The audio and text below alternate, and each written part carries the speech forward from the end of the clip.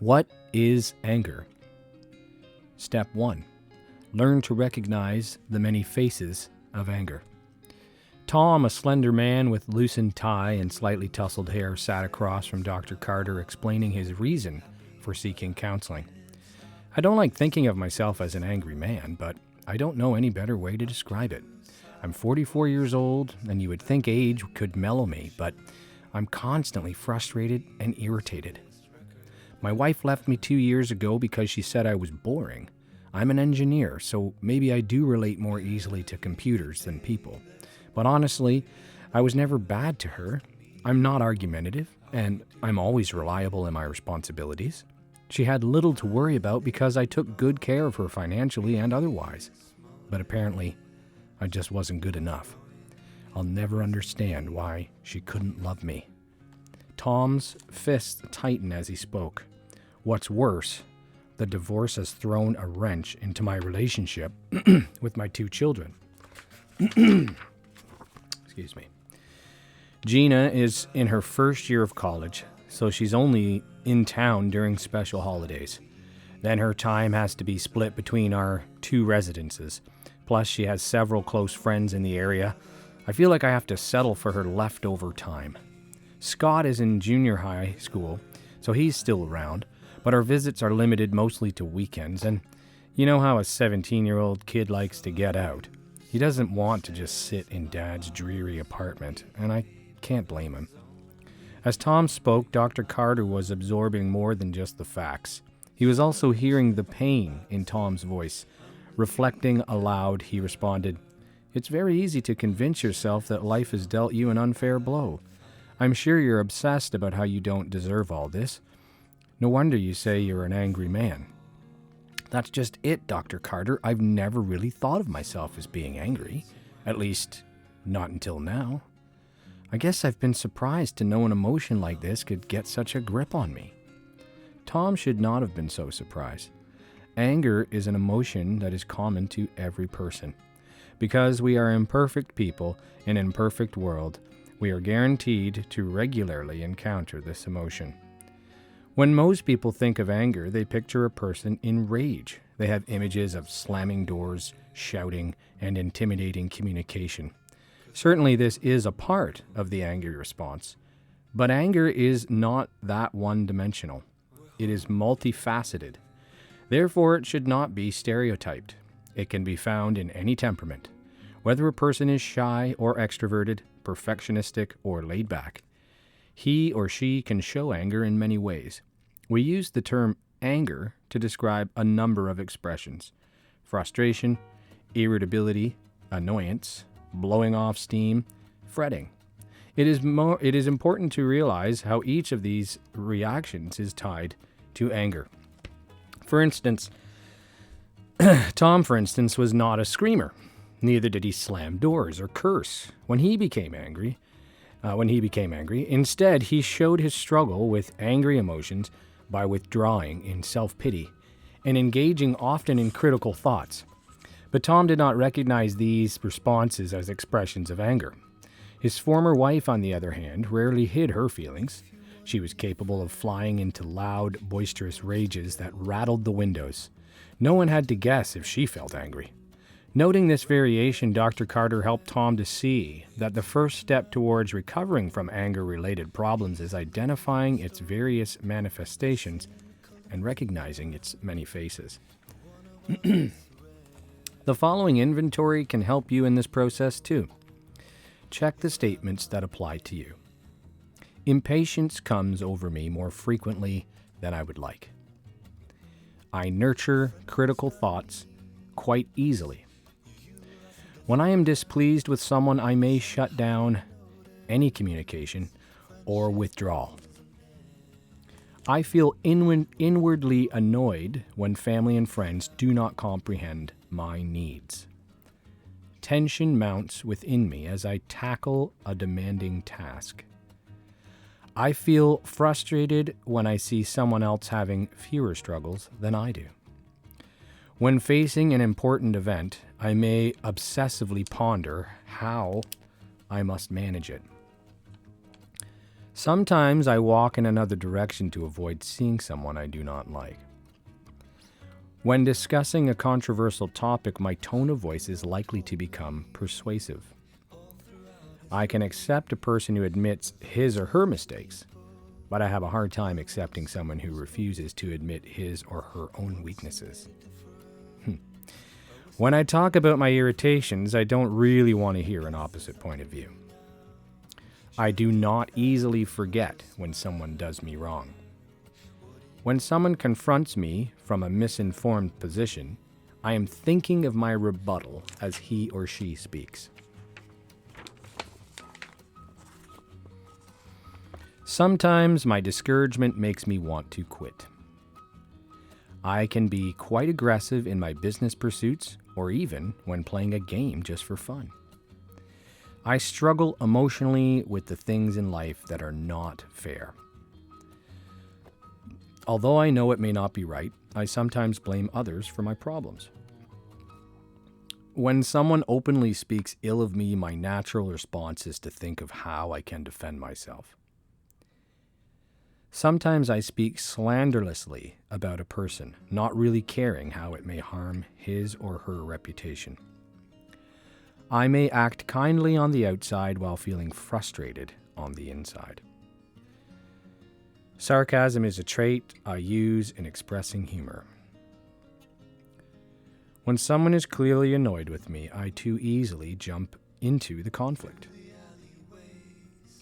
At times, I struggle with moods of depression or discouragement. I have been known to take an I don't care attitude toward the needs of others. When I am in an authority role, I may speak too sternly or insensitively.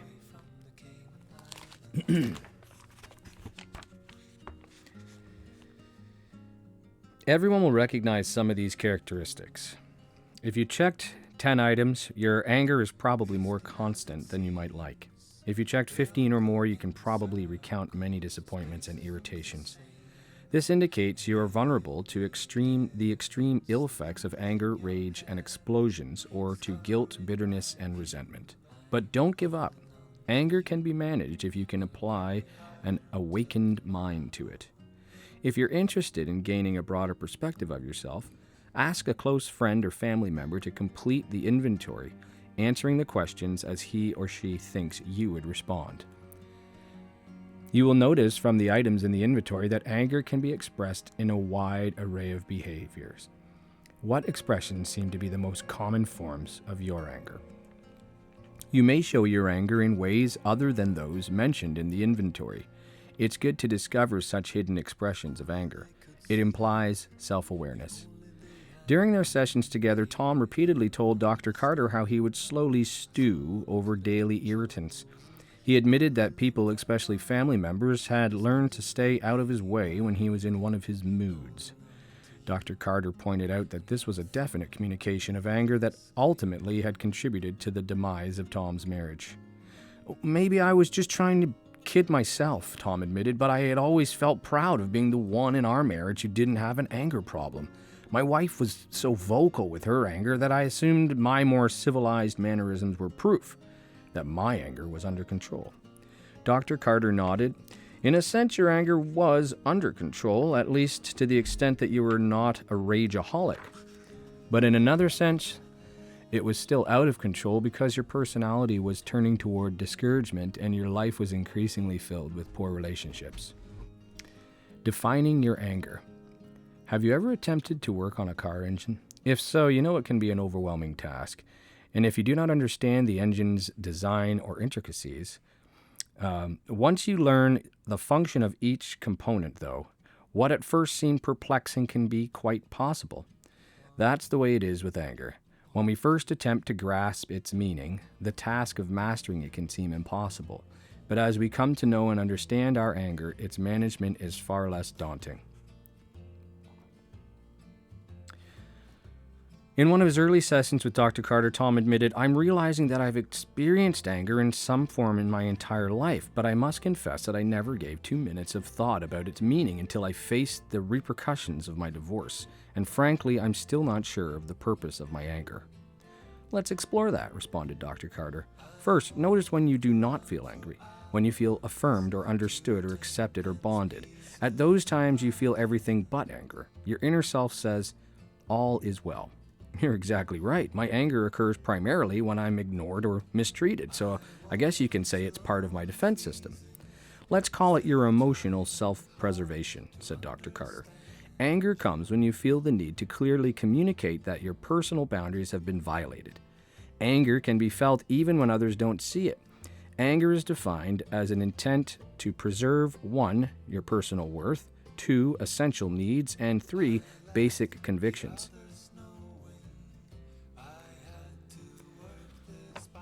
Hi there, I'm Vincent Hedges, and this is episode 3 of The Emotional Revolution of Modern Man. I was reading an excerpt from a book I have called The Anger Workbook, written by Les Carter, PhD, and Frank Minirth, MD. I was given this book, I believe, for my birthday or maybe Father's Day, from my wife. And it was a really great book. I don't even think it's a workbook. There's fill in the lines, and I'm sure you can find it online. There is a little bit of a Christian underlying message there, but it's not heavy on the religion. It's just a few references to the Bible. And when my wife gave this to me, I was very happy to get it because I had been struggling with anger. I still struggle with anger, but I had had some explosions that was really upsetting to me. And it's funny when people get you self-help stuff, it's kind of like when someone gets you a lot of things to make you smell nice. You get, maybe you get some cologne and then also in the bag there's a stick of deodorant, and then there's like some toothpaste, and you're like, Jesus, like, do I smell? So definitely when, you're getting these self-help books from people as gifts, it can be a little unsettling, I guess. But for me, I was ready to receive it. And although I didn't finish the entire book, I read through a lot of it, and I did a lot of the work. And I'll be honest, just reading that was the first chapter, not even all of it. And it just brought up a lot of stuff for me. And even just reading it now, and I sort of skimmed it before I started this podcast, but one of the ones was the sarcasm one. Do you use sarcasm as humor? And, I gotta say, I try to be a bit goofy and fun, and I really do use sarcasm here and there. What are some other ones for me? I do get impatient. I live in a 2-bedroom apartment with my wife and 2 kids, and we're in isolation quarantine. A lot of this stuff is it's kind of like a pressure cooker for anything that, that maybe we haven't dealt with. And another big one that came up for me was I can accept a person who admits his or her mistakes. Oh yeah, graciously. Oh, it's okay. But I have a hard time accepting someone who refuses to admit his or her own weaknesses. I'll tell you, like in the last couple of weeks, I had a big falling out with my mom, which we reconciled, but it was all over me getting frustrated at her because I wanted her to see things the way I saw them, the way I thought was right, and that came up for me. So I think this is a bit to chew on here. And I really like the part about comparing it to something like a car or anything that you don't understand at the beginning. And it seems like impossible. Like maybe some of you guys out there are thinking, man, I've been this way since I was a teenager. I'm a man. And maybe you've done that thing. I'm a man, take it or leave it. This is how I am. And that is something that, has been given to us as kids, as young boys. Boys will be boys, and we allow negative behavior that hurts other people to happen in our lives, and chalk it up to our nature. It's our nature. But my argument in this podcast is it's not nature, it's nurture, and we've been nurtured and taught to think and behave a certain way, and that way, in a lot of cases, just doesn't work in trying to have positive relationships and to find happiness in your life and to feel understood. I definitely know that recognizing what your needs are, moving from that to how to express what your needs are without it being a giant chip on your shoulder about it. But it's hard to express your needs because that's a sign of weakness. And, often we aren't, we're not very comfortable expressing our weaknesses, most guys. And it's become part of the self-preservation.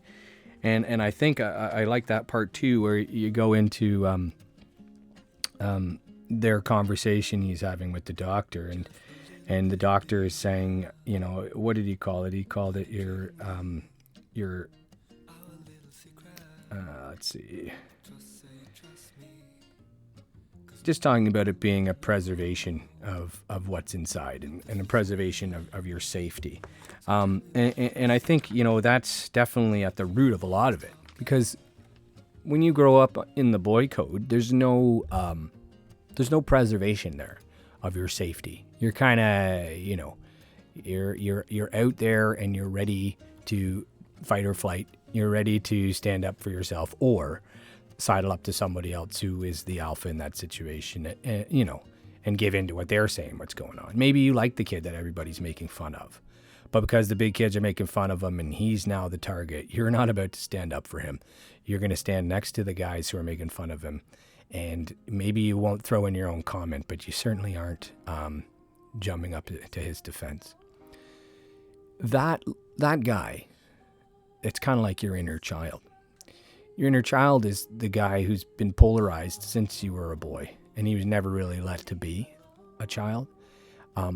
Almost from the beginning, he was told to man up, to be bigger than he was. So we started pretending. Right from our first days of school, maybe even right from our first, few years at home before school. And we learned to pretend. And then that pretending can kind of take us into the next part of our life, which is our relationships with our spouses and our children, pretending the whole time. And I'm talking about this, and I don't know if you've heard the other two episodes, but I'm definitely coming from a place where I'm dealing with this stuff right now. I'm still struggling with my anger. I'm still struggling with expressing my needs before I get angry. And that's going to be a path I'm on for maybe a lot of my life, because reprogramming yourself isn't something that just happens overnight. In fact, it may be the kind of thing where you kind of always, if you got a bad leg, let's say, you hurt your leg, you got an injury or whatever, you may get it back to almost full function. But if you stop doing those stretches and stop getting it sort of primed to do what it needs to do, it may still cause you pain. It may always cause you pain and cause it to not function the way you want it to. So, exercising your emotional vocabulary, exercising your emotional perception as to what's going on inside, and not just glossing it over with sports or booze or work or whatever it is, but taking time to sit down and assess, taking time to ask the people closest to you what their experience is with you as a man, and how it feels to experience you as a father, as a husband, as a son, as a brother. They're scary questions to ask, but how do we see who we are if we don't courageously ask the people around us to tell us what they are experiencing? I want to read you a little excerpt from a book that really put me on a really great path. It's called The Four Agreements. I picked this book up about 10 years ago. Haven't revisited it too many times.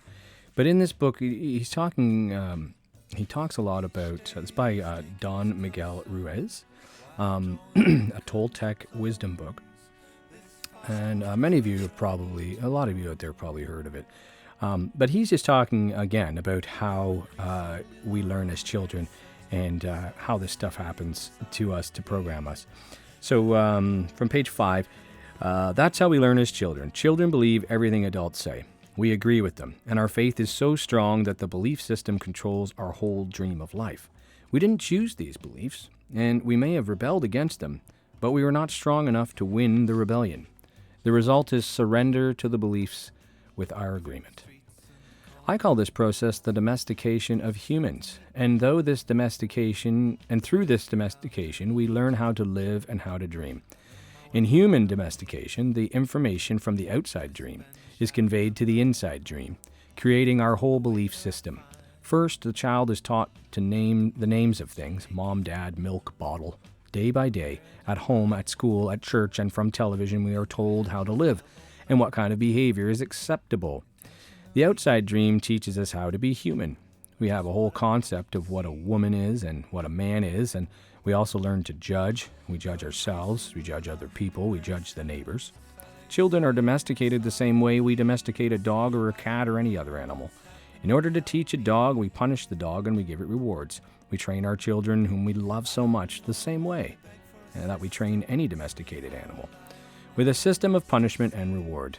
We are told, you are a good boy, or you are a good girl. And when we do what mom and dad want us to. When we don't, we are a bad girl or a bad boy. When we went against the rules, we were punished, and when we went along with the rules, we got a reward. We were punished many times a day, and we were also rewarded many times a day. Soon we became afraid of being punished and also afraid of not receiving the reward. The reward is the attention that we got from our parents or from other people like siblings, teachers, and friends. We soon develop a need to hook other people's attention in order to get the reward.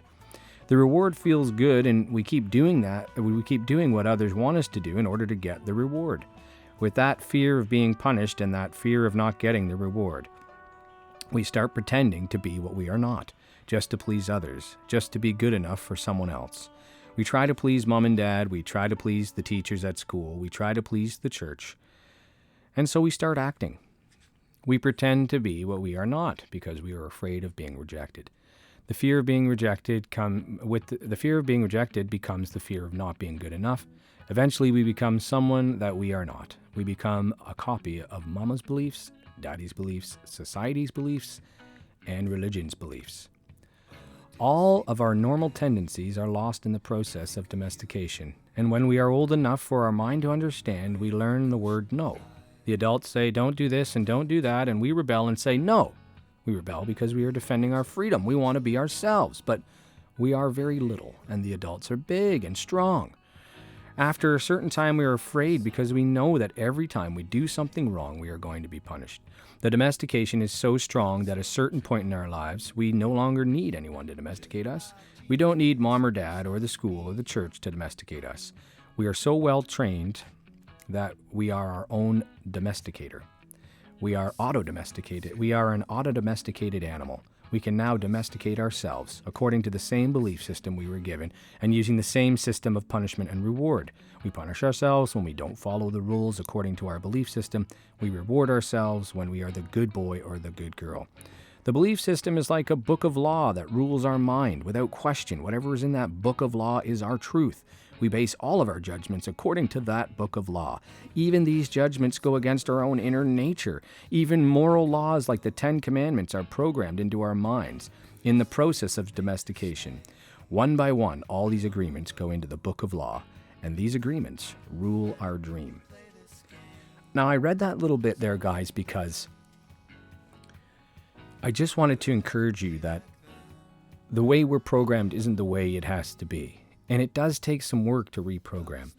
It takes reparenting your inner child, and the adult needs to be able to recognize that the safety of the inner child is in danger, and that he is worth protecting. And I also like that passage because it talks about a little bit. It points a finger, anyways, towards a moral compass. You know, we follow these rules, these laws, even when they don't feel right. Maybe some of you guys out there are physical with your kids. Maybe you spank them. Maybe you just grab them and pull them around and push them around. Because maybe you feel that your kids are hard-headed and they just don't listen any other way. I've heard that. Maybe you're someone who is verbally strong and intimidating. And maybe you're someone who's dissociative, who just closes up and is kind of like a dark cloud for most of the day, or for the time that you decide to be angry. All of these are defense mechanisms. All of these are ways to deal with vulnerability and our needs not being met, in my opinion, and from what I've been reading. And I guess just what I'd like to put to you guys is that we do these things because, we're trying to be a good dad. And if our dad was a certain way with us, even if we feel a little screwed up, we still feel like our dad did it the right way. Like, well, my dad hit me and I turned out okay. Look at me. My dad yelled at me all the time. I probably would have dropped out of school if my dad didn't kick my ass on a daily basis. There's just this kind of thinking that happens. And I can appreciate that, in a world where we don't have a ton of direction, unless we actually seek it out and look for it, it's assumed that we just kind of are going to do what our parents did and it's going to turn out great. But you know what? Our parents were the children of people who had to go to war and who lived in totally different conditions than we did and had way less social development and mental health development in research. They are not, in my opinion, most parents from that generation may not, and our kids may say the same about us. We're not necessarily in a position of the highest mental health and to create the safest environment for children to be raised with, good mental health. So what I'm trying to pose here in a very roundabout way is that we as men need to listen to that moral compass. And even if it was the way we were raised, consider the effect it may have had on you, and also consider the effect that you're having on other people. And maybe we can ask ourselves these actions, what is the purpose and what are they achieving? Are they achieving what I want? And really, what is it that you do want? I mean, what do you want from your relationships with your kids? Do you want to feel that they respect you to the point of fear? Do you want to feel that there's a little bit of room there for maybe for them to talk back a little without, incredible punishment? Figure out. I think it's really important for us to figure out what our needs are, and what is the most effective way to tell the people in our family what we need. And I think even more importantly than that, and maybe more concisive than that, is being able to tell ourselves what we need and recognize it. And you know what? It might not be all the ways that we think we need to relax and unwind. Maybe we think that having a few beers is our way to relax and unwind. But does that kind of make it harder to stay calm, to stay relaxed the next day? Is it more of a weight on our emotions? Do we want our wives to be, not contrary to us? Do we want, just a yes partner who just says yes to everything that we say and doesn't give us any kind of constructive criticism?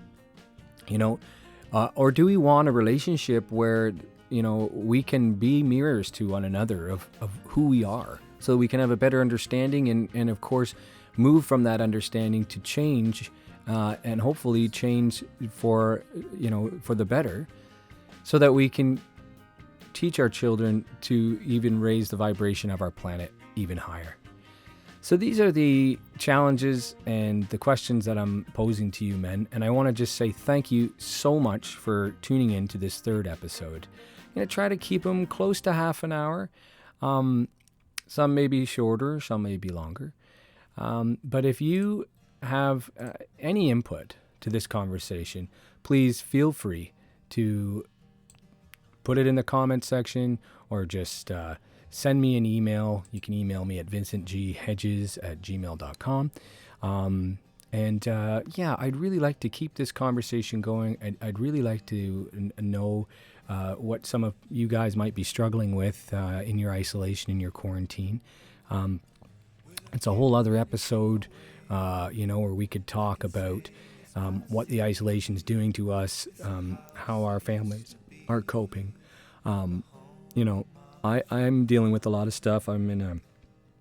My oldest son is with my ex-wife, and my two young ones are here with me, and it's creating a real. I'm very torn and sad, missing my son, and it kind of exacerbates any other thing that might be going on, stress-wise. And sometimes I think I'm like just dealing with it fine, and then other times it's coming out in ways that I'm not proud of, and maybe some that are, because sometimes I cry about it, and I think that helps. Anyways, just opening the floor, guys, trying to be informal. Again, the two books that I read from today was The Anger Workbook by Les Carter, PhD, and Frank Minerth, MD, and that's a workbook, and I'm sure you can find that online. And then the other one I read was the Four Agreements, Toltec Wisdom Book by Don Miguel Ruiz. Also, it says A Practical Guide to Personal Freedom. A very motivating and uplifting book. So this is it. In my meditations, in my prayers, I've been just feeling like this is what I should be doing right now. Continuing this podcast and reaching out to you guys. And I just want to say, I feel great love for my fellow man and my fellow men. It's something that I've had since I was young, that I cared about guys and the way we've been treated. And I feel like I've seen the injustice in our lives from a very young age. And I just want to say to you guys that I appreciate that we have been dealing with so much and have still achieved a lot of great things, and a lot of love and compassion from our generation is here. And I really want to keep contributing to the social consciousness of men in our world, so that we can create an even better world for our children, for our sons and daughters, and hopefully one that's almost unrecognizable from the one our parents came from. Anyways, with love, this is Vincent Hedges signing off, and inviting you to come back for episode 4, which I hope to be doing on Friday. All right, have a great one, and we'll see you soon. Bye-bye.